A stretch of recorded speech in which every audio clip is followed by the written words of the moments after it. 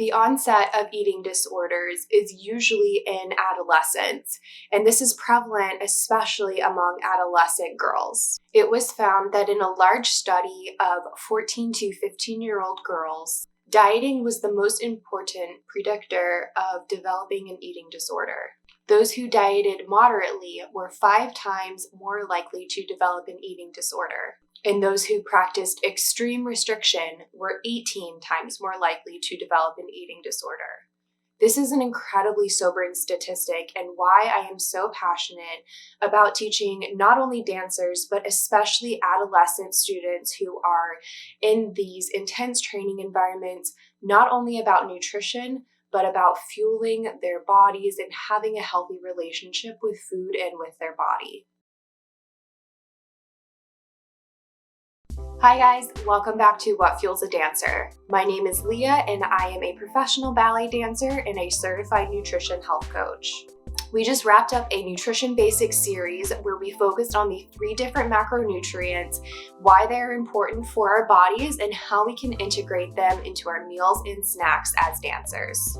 I will link those up on the screen up here as well as they will be in the description box down below. Today, we are going to be talking about something that I literally talk to everyone about, and that is food rules.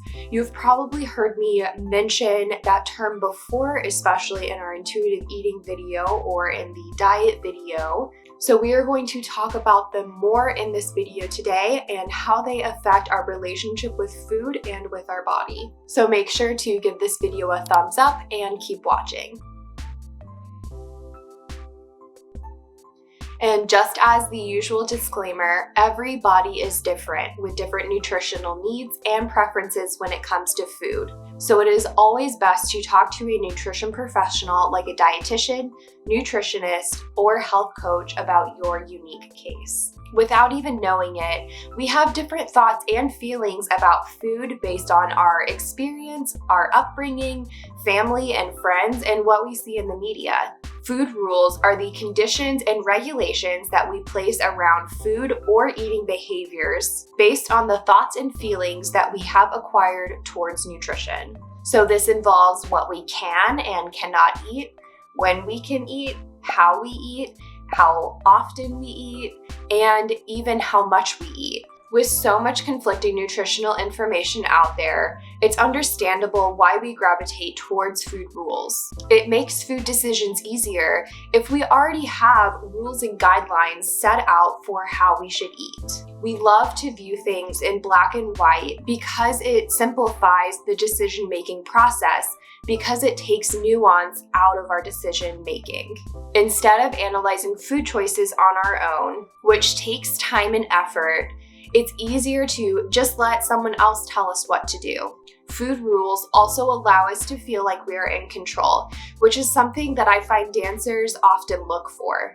It's a way to exercise our discipline by strictly adhering to a set of food rules. This behavior can give us a sense of grounding and personal power, especially in situations in dance where casting, jobs, and likability by directors and your peers seem so out of our control. Unfortunately, food rules make it easier for us to adopt disordered eating patterns.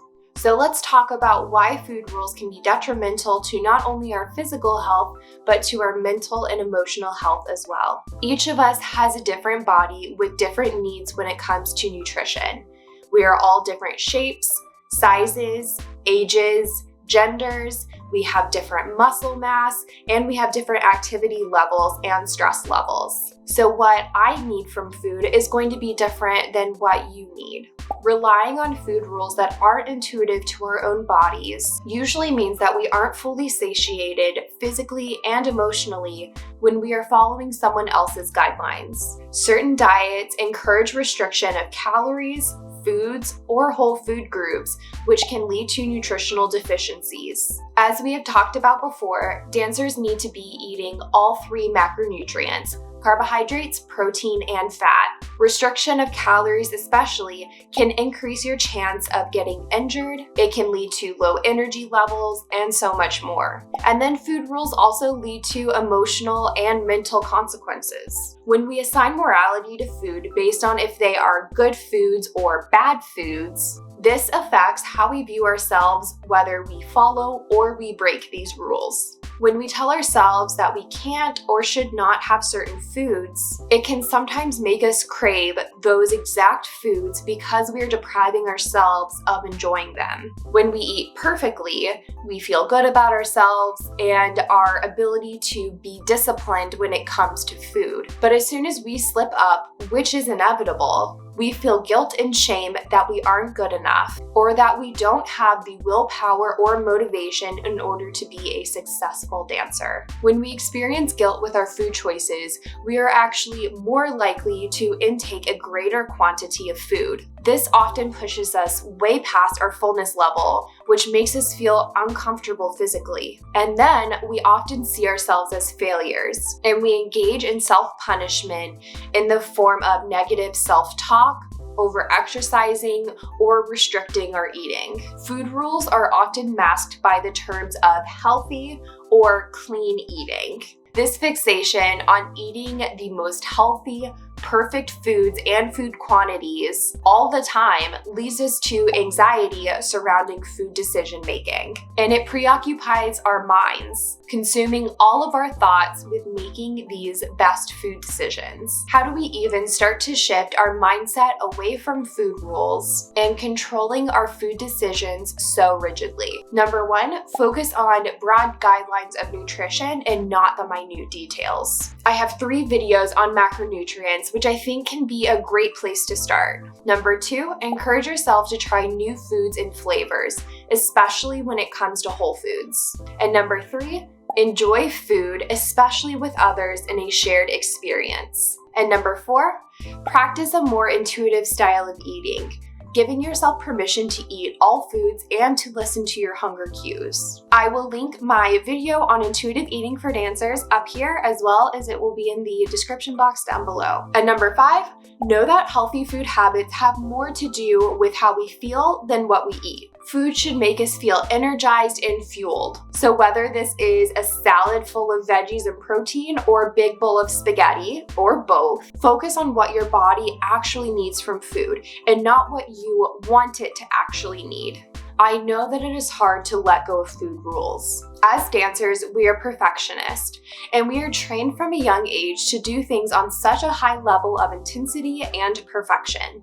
And so it is so easy for dancers, and especially young students, to adopt food behaviors that are restrictive in order to exercise control over their training and over their body in an attempt to be the best dancer that they can be. When we are changing our food behaviors and our body image, it is so helpful to talk to someone when we are going through this. This could mean finding support through another like-minded dancer, or with a family member or friend, or it could be reaching out to a nutrition professional, whether a registered dietitian, nutritionist, or certified health coach. You are not alone in how you feel, and it can be so helpful to have someone who can be a resource, as well as someone who can help walk you through this difficult change that you make. So with all that being said, I am going to link a blog post in the description box down below where I talk more about food rules and how they affect our physical and mental body. And make sure you are following me on Facebook and Instagram at What Fuels a Dancer.